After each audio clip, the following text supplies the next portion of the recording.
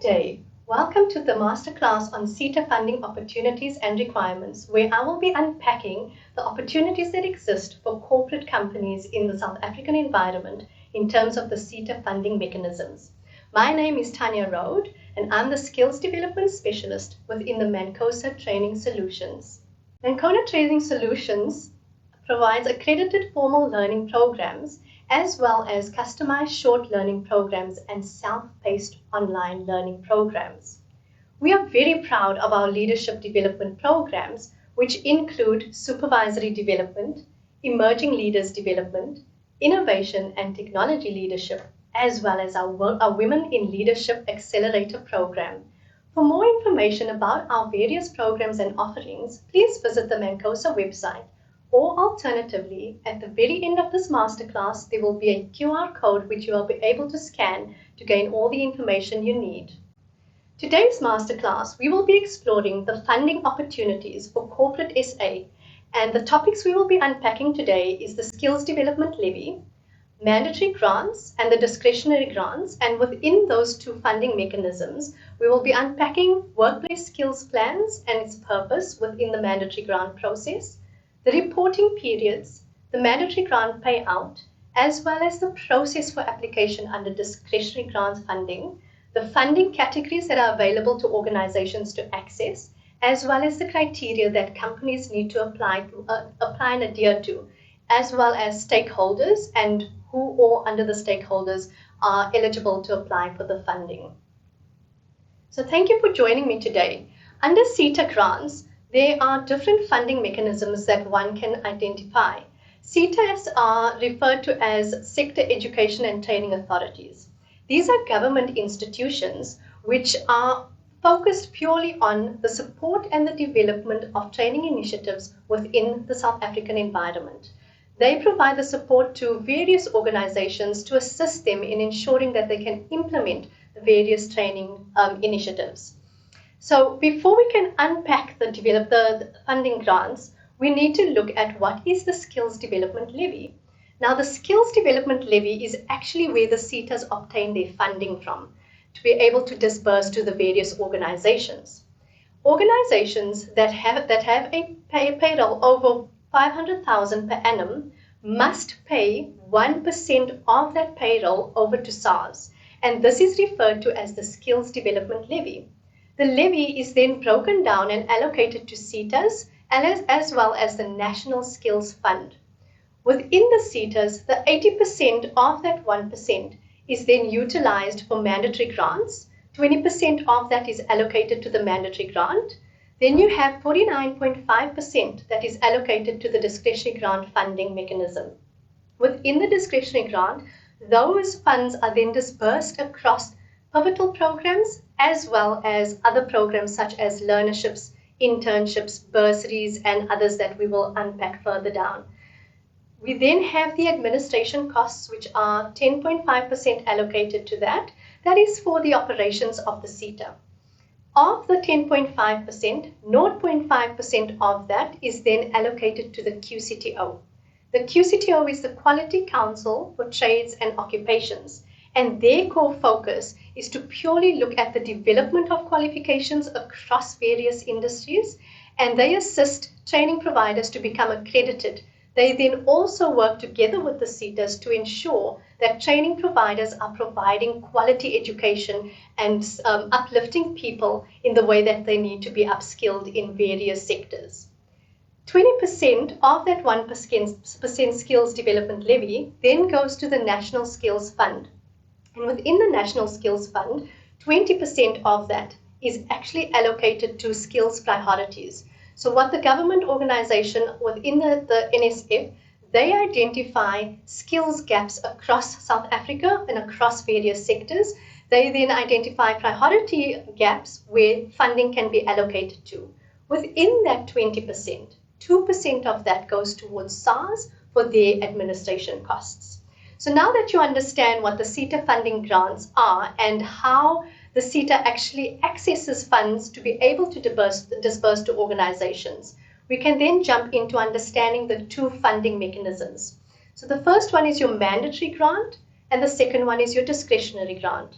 In terms of the mandatory grant, that is an automatic grant award that is given to organizations. However, there is eligibility criteria. The eligibility criteria is that an organization must have a payroll of over 500,000 per annum for them to be able to obviously claim back a certain portion of that. And the requirements to be eligible is that an organization must submit a workplace skills plan. That workplace skills plan is a report that I will unpack also with you to detail exactly what it entails. Once that report is submitted to the SETAs then have a couple of months in which they need to evaluate thousands of WSPs that come from various organizations. Once all of the WSPs has been approved or rejected, there are rejections that also occur, but once your WSP has been approved, the automatic payments will then commence. So WSPs need to be submitted every year by the 30th of April. Once that is submitted, the SETAs then have about 3 to 4 months for them to be able to evaluate and determine if you've met all of the criteria in terms of your reporting as well as your supporting documentation that you've provided to them. Once your WSP has been approved, you will then start receiving your funds from the SETA. However, the funds are calculated in the following way. 20% of your 1% skills development levy that is paid to SARS is then given back to you, that is reimbursed back to you. However, important to note, it is not paid to companies in a lump sum as we would all love it to be, but it is paid in across 4 quarters. The quarter usually commences anywhere between September to November. The reason for that is that the SETAs all work differently and they have thousands of WSPs to approve. So once the systems close on the 30th of April, they then commence with evaluating the workplace skills plans. And that does take a few months. So often we find that the first tranche payment that comes out and paid to the organization usually commences between September to November. And from there, you will then be paid every quarter. It's also very important that if it is your HR manager or your training manager that is responsible for submitting that workplace skills plan, they need to work closely with the finance division to ensure that when that money comes in, it then is funneled back into training initiatives within the organization. Then an eligibility element that a company needs to comply with to apply for the other grants, which are the discretionary grants. That is an application process, so vastly different to the mandatory grant where you are only required to submit a workplace skills plan, whereas a discretionary grant requires you to actually complete an application form. So as mentioned earlier, companies who have over 500,000, their payroll is over 500,000 per annum, it is compulsory by law for them to submit a workplace skills plan and pay the 1% skills development levy. However, companies that are underneath that threshold do not necessarily have to submit a workplace skills plan. However, we do strongly advise that even if you are below this threshold, submit the workplace skills plan because it puts you in a much more favorable position to be able to access funds from the discretionary grant pot. One of the criteria of the discretionary grant application is that you must have submitted a workplace skills plan for that particular financial year. So if you have a window that is opened, and when I refer to a window, all SETAs have various windows that they open throughout the year. So it is important for your organization to check which SETA are you registered with and paying levies to. You cannot access grants from a SETA that you are not paying levies to. So it is important to go and check which SETA do you belong to, and once you've established that, to then contact your SETA and request them to place you on their database. In this way, you will always receive notifications of any activities that the SETA is engaging in or notifications of these discretionary grant windows that open up through the year. So once a discretionary grant window is opened, you're then able to download the application form from the website. The discretionary grant advert will also be very specific in terms of what are the categories of funding that is available to you. So SETAs will open certain windows that funding is only available to accredited training providers, perhaps to higher education institutions only, and they may then have another window which opens later on in the year, which is specifically for organizations to be able to apply for funding that would cover your skills development initiatives. So once you've submitted your application to the SETA, it is not guaranteed that you will receive the funding. But I always say that it's best to be in the race than to be sitting on the side. So make sure that even if you have been submitting applications and you've not received any funding, you continue to submit those applications because funding will eventually open up. What the SETAs also do is they identify the skills gaps within the sector. And from those skills gaps, they then look at organizations in those specific sectors and will then allocate funding as a priority to them. So once you've submitted your application, if the SETA then also has to evaluate all of the applications that have come through, it's also very important to ensure that you meet the entire checklist of the SETA when you submit that application form, because they will conduct a desktop evaluation. And if there is a document that is not signed or you have forgotten to include a specific document, your application can be rejected immediately and not even progress over to the next phase. So please, before you submit your grant applications, ensure that all the documents have been updated. It is all uploaded to the SETA system and submitted with all signatures that are required on there. Right, so once you've submitted and if you are awarded the grant, we then will kick into the next phase of the process. That is the signing of the MOU or the MOA. Certain SETAs call it an MOA, some others call it an MOU. It's the Memorandum of Understanding or Memorandum of Agreement. So your organization now will enter into an agreement with that specific SETA. The agreement is also quite an important document that you need to understand and work through carefully. That document will detail how the tranche payments are going to happen. So in total, if you are receiving a 100,000 Rand grant from the SETA to implement a specific training program, your grant is then going to be broken up into 25% each, and that is a payment that is going to be made in the 4 tranches. Now, in order to be able to invoice the SETA, you need to make sure that you meet the deliverables as stipulated in the MOA or the MOU for that particular tranche. Usually for tranche 1, it's very basic documentation, which is the company registration document, usually your tax clearance PIN, audited financials, depending on the size of the organization, but you will also be required to submit a bank statement or 3 months bank statements if you are a smaller organization. The reason the SETAs request this is because they need to ensure that the business they are providing the funding to is actually a legitimate business.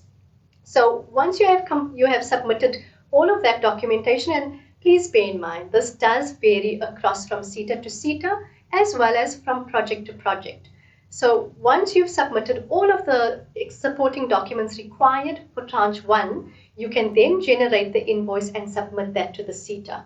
The SETA will evaluate it and they will then do the payout for the first tranche payment, provided that you have met all of the criteria in terms of the documentation that you were supposed to submit to them. Then, in terms of the other tranche payments, there are other sets of deliverables. To give you another idea, the second tranche payment usually requires you to submit the proof of the learners being enrolled on the program, on the specific program. Their certified IDs cannot be older than 6 months, as well as the learners' CVs and proof that you have an agreement with a skills development training provider. That is the provider that you are going to partner with to be able to effectively run the training program. One thing to remember is that discretionary grants are generally given towards accredited training programs, not always for unaccredited training programs unless it falls under a strategic project with that particular SETA. Then as we get to the closeout of the project, you have to submit a closeout report which includes your budget closeout. And you need to indicate how that funds were spent, who it was paid over to if there was a third party, or if you are a training provider, for example, that you then delivered that training. If the SETA picks up any discrepancies, they may withhold the final tranche payment. So please ensure that when you are submitting your project closeout report, that all elements are covered. All your invoicing is attached to that for the 4 tranche payments that have taken place. But again, the SETA will also notify you in terms of what they are looking for in that project closeout report. One thing to remember with discretionary grants, which a lot of companies fall short with, is that as much as you are accessing funding that is going to go towards your training and development, you as the organization still needs to put out the initial funding. So an example of that is if you have a program that is starting in January, and let's say it's a learnership. If the program starts in January, but you can only submit all your supporting documentation for the first tranche round about March, you are going to need to fund the start of that program. So always remember, you need to have the funds to be able to implement your training, almost as if you don't have that funding. And once the training is then ongoing, you would then be able to claim your tranches and be able to reap those funds back into the organization. So please, it is a common mistake that businesses often make in assuming that the SETA is going to pay it in a lump sum and there'll be no financial expenses from their side. Right, so the purpose of a workplace skills plan, this is linked to your mandatory grant, which you have to submit to your SETA before the 30th of April every year. Now, if we look at what exactly is a workplace skills plan, that is a report. It's a document. It's one whole huge document, but it consists of 3 different reports. And those reports really cover all your training interventions as an organization that has taken place in the past year, and all your training interventions that are going to be taking in the year to come. So you need to report on that. And the purpose of reporting on all of this is that it gives, number one, the organization the ability to identify any skills gaps that exist within their resources within the company.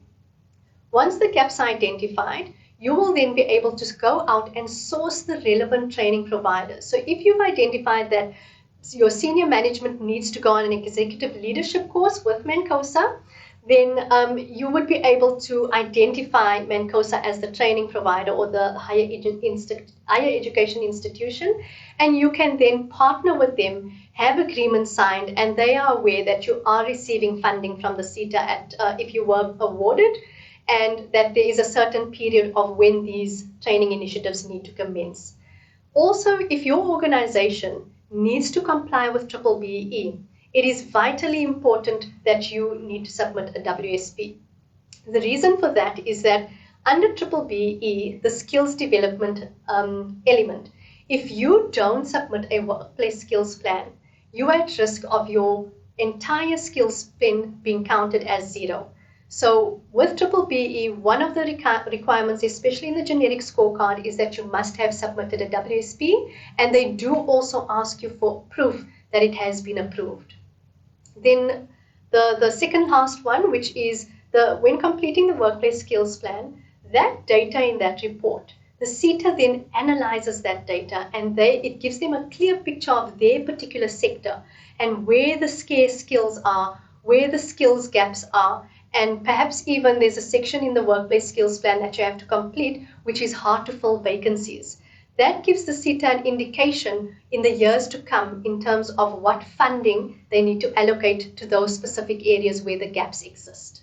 And then finally, the SETAs also utilize this data for their sector skills plan. Every single SETA has a sector skills plan that they have to develop every 5 years. So it is a 5-year plan. If you visit any one of the SETA's websites and you go under their resources or their skills planning section, you will come across the sector skills plan. It's quite a lengthy document, and what the SETAs do in that particular document is they provide their entire strategy in terms of where the scarce skills exist within the sector, where the gaps are, how many people have been trained in various occupations, what are the priority occupations, and a lot more information is found in those sector skills plans. So this is the reason for the completion of the workplace skills plan. It serves a huge purpose and doesn't only speak to one element, which is the SETAs. As you can see, it benefits the organization in understanding where their skills gaps are. It benefits the organization from scoring on the desired BE level by ensuring their skills spend can be claimed. and then again on the SETA side so that they can obviously continue with their operations and planning around creating more development opportunities for the various individuals within the country that needs to be upskilled. Right, and if we look at the 3 reports that are included in the WSP, you have your ATR, your WSP, and your pivotal report. So ATR simply stands for your annual training report. The annual training report is the past training, so all training that has happened in the past reporting period. The workplace skills plan is all of the planned training that is going to be taking place in the year ahead.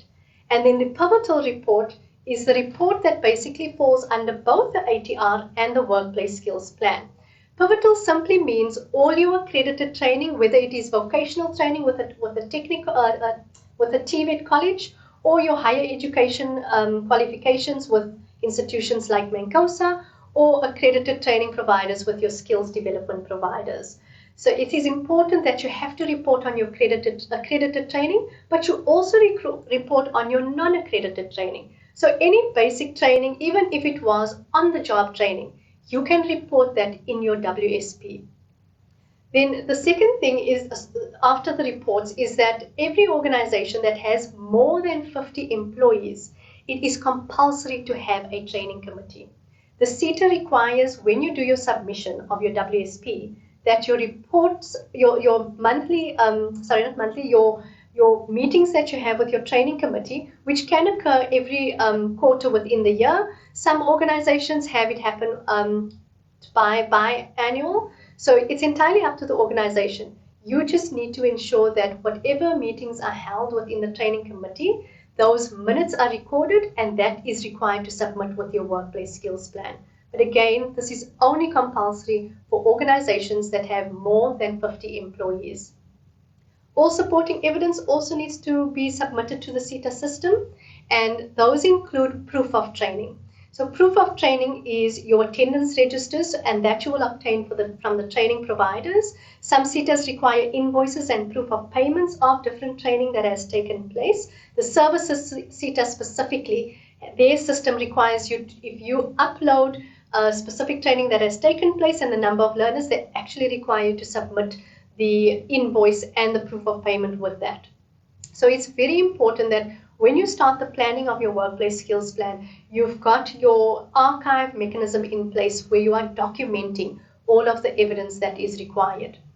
And with the WSP, the deadline is the 30th of April annually. This has been so for probably the past 8 years now. That is the deadline that all companies have to submit their WSP by. Please do not leave it for the last minute. Many organizations leave it for the last month, which is April. SETA systems become heavily bogged down because there are thousands of people trying to access it to submit the reports. Try to start earlier with your WSP in terms of capturing your data. Don't leave it for your data internally in the organization. Most SETA systems open up the WSP section in December, January, or February. So keep a lookout for that. And you've got the entire year to plan in order to submit all the training that has taken place and what your planned training is. So very important, SETAs do allow you to submit an extension. However, you must have quite a sound motivation as to why you are not going to meet that 30th of April deadline. So please rather avoid doing extensions and try to meet the 30th of April deadline. If you miss the deadline for whatever reason, unfortunately, the SETAs are very strict with this. They will not allow the WSP to be submitted thereafter. Right, and when we look at the reporting periods that I spoke about for these different reports, for your annual training report, if we're looking at the WSP that has to be submitted in this year, 2025, my past training, which is the ATR, the reporting period across most SETAs is generally from the 1st of April last year to the 31st of March this year. The reason it's up until the 31st of March, people would think, but hang on, that's actually planned training. The reason it falls goes up until the 31st of March is because the SETA's financial year ends on the 31st of March. So they have to report over that particular period. Other SETAs have a reporting period. There's very few of them that have a reporting period, which is January to December. Those are generally your manufacturing, chemical environments, pharmaceutical environments that run through that period. The others often run through the period as I've mentioned now. Your workplace skills plan, so remember this is your plan training. That then runs from 1 April this year until 31st of March next year. So be very careful when you are inserting your data for what you are planned for the organization. Don't be overly ambitious. I always say to companies submitting their WSPs and capturing the data, try to underreport so that you can overachieve. The one issue with the SETA that they also come very hard down on is that next year, if you've submitted your reports for this year, and next year you then need to do your WSP again, and for your past training, which was this year's planned training, if you deviate from that, so if you've not implemented the training that you said you were going to do, and it deviates by more than 20%, the SETA can possibly reject your WSP. The reason for that is that many years ago, there were companies out there that would indicate that they are planning to implement training, but they never implemented any training. And they would then automatically receive the mandatory grants if they were above the threshold of 500,000, and that was unfair, and SETA started picking up on that. So they've really clamped down. If you deviate by more than 20% and you cannot motivate the reasons for that deviation, your WSP will be at risk of being rejected. You then have the pivotal report, which, as I mentioned, it falls within the ATR and the WSP. So that is all your accredited training that has taken place in the past year. You report that under the ATR, under the pivotal section, and under the WSP, you also report that under the pivotal section. Also with the SETA systems, be very patient. This is why you should not leave it for the last month. Many SETA systems have challenges and bugs and issues that occur every year. And it's a back and forth between thousands of people and the technical guys within the SETA who are trying to resolve the bugs within the system. So please do start your capturing of your data early, and the minute your SETA system opens, try to start capturing your WSP then already. Right, and then in terms of the mandatory grant payments, just to recap on the mandatory grant payments. So WSPs, it has to be approved in order for you to gain the benefit of that mandatory grant being paid to you. Again, only if a company is over 500,000 will they start receiving the funds back. But remember, if you have submitted a WSP and you're under that threshold, you will not receive that mandatory grant because it's not over the 500,000 Rand. However, you still become eligible to be able to apply for the discretionary grant application. Right, and then payments, it's 20% of the 1% levy that you pay to SARS, which is the Skills Development Levy. That is the amount that you're going to receive in your bank account. However, also remember that it's not going to be paid in a lump sum. It's spread over 4 quarters.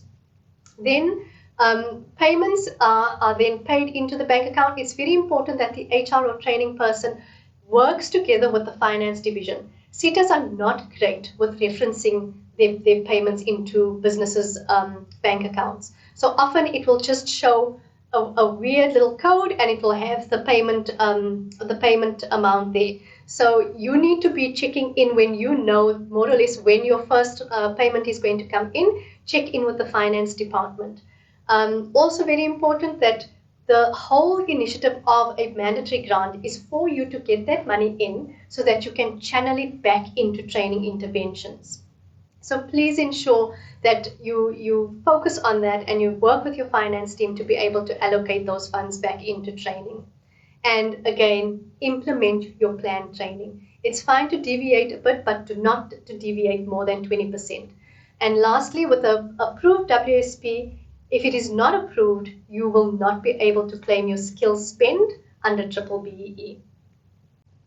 Right, and important points to note in terms of the entire mandatory grant process is that it's not compulsory for companies under the threshold, but it is advisable to make you eligible to be able to apply for discretionary grants.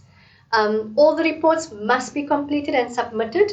Please make sure all your supporting documentation with the reports are also uploaded and that they are signed by the correct person. Often SETAs reject or they'll contact the organization because the CEO signed by the SDF, which is the Skills Development Facilitators section, or the HR person signed by the skills development facilitator section. So please make sure that you do sign on the in the correct areas and that all that supporting documentation is there. And again, to adhere to the reporting period and the deadline date of the 30th of April. Right, that brings us to the end of the mandatory grant application, mandatory grants that is awarded to organizations. Now we look at the other mechanism, which is discretionary grants. Discretionary grants, as mentioned, it's an application that you have to submit. So this is the roadmap that you can work on. The first step is that the SETA will open up a specific funding window.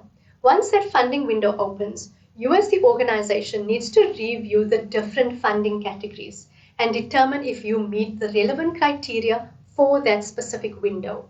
What I mean by relevant criteria again is this might only be a window that is for specific projects and not necessarily the training initiatives that you may be looking for. So if that's the case, you then wait for the next window to open.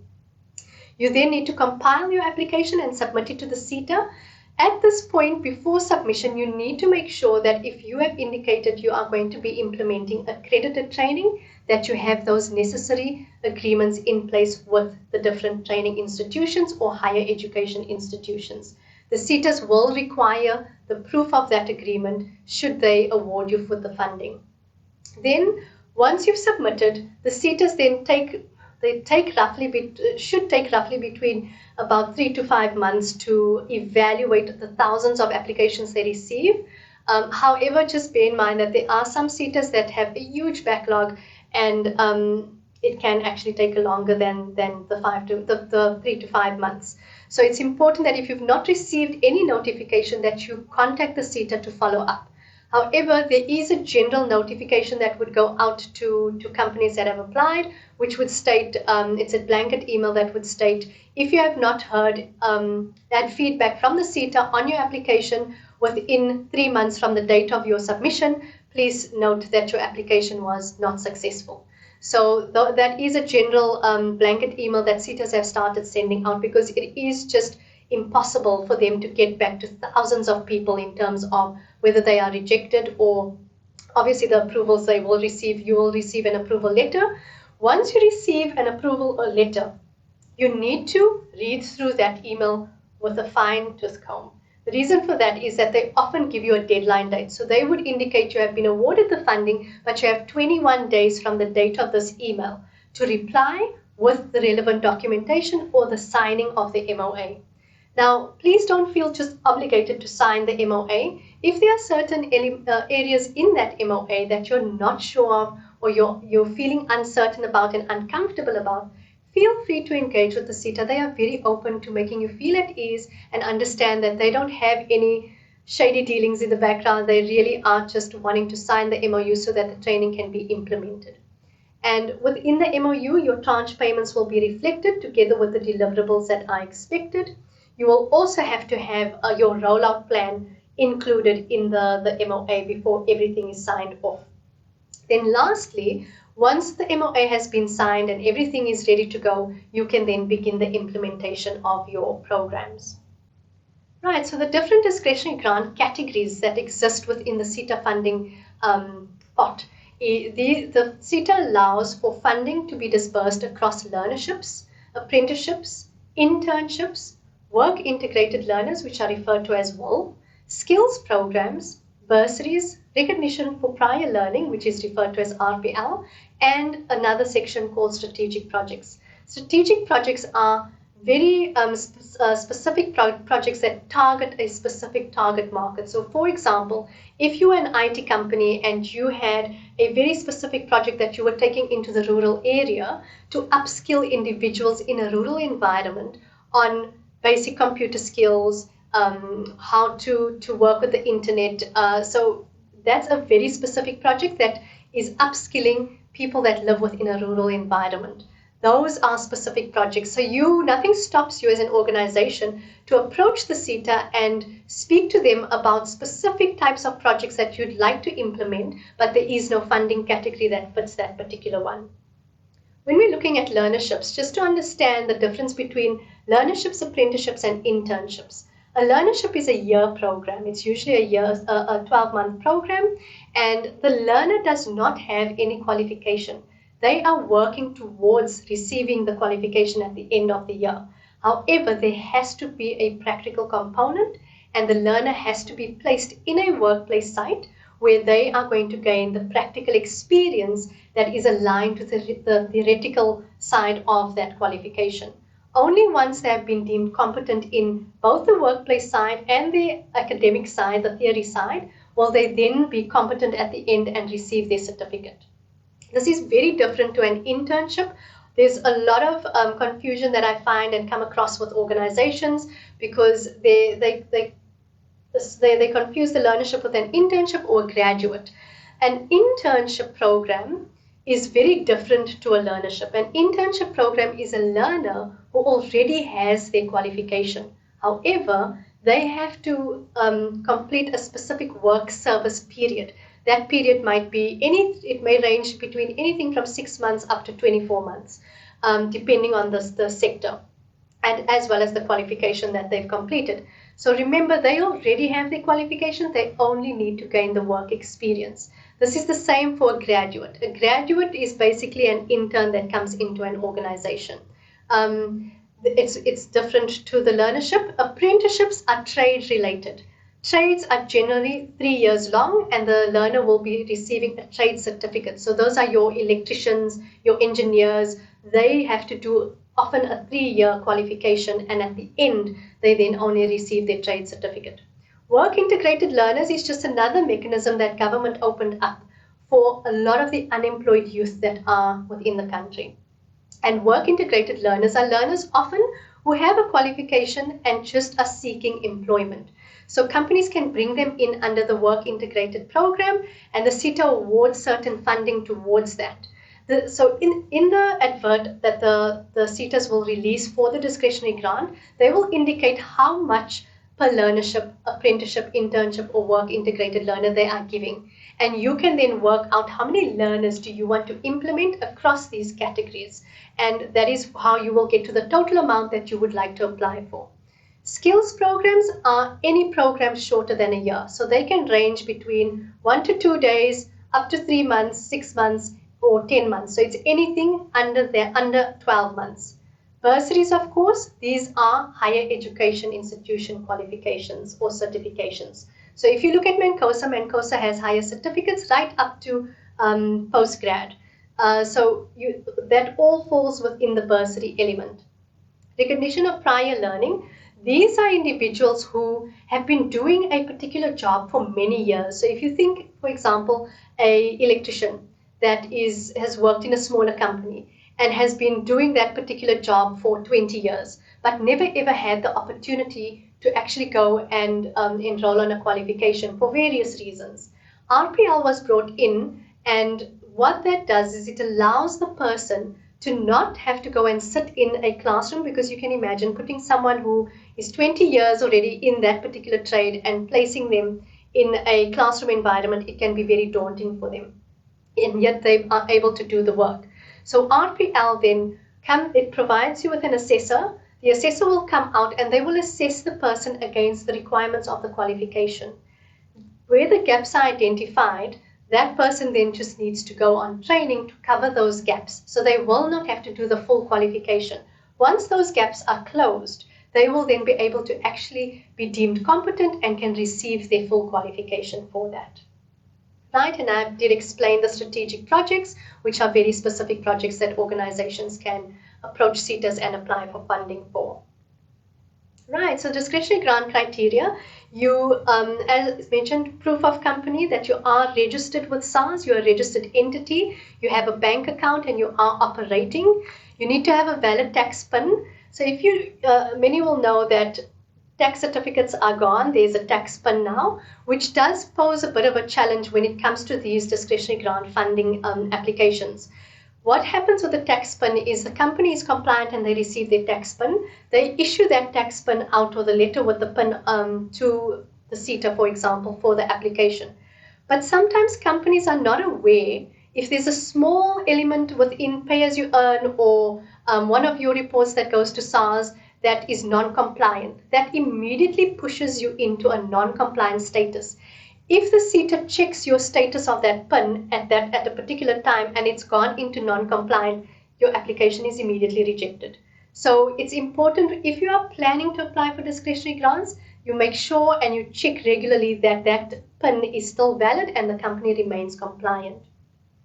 And in terms of triple BE, there's also certain SETAs that are now starting to request companies to submit their BE certificate or alternatively to provide their BE affidavit. Certain SETAs do require this. It is also just for data so that they can input into their strategic skills plans. Then there must be an agreement in place with the skills development training provider. Very important, if you do not have that agreement by the time you sign the MOU or MOA with the SETA can actually then flag you and not award that grant as much as you have been already awarded with the funds. So, and your workplace skills plan must have been submitted and approved.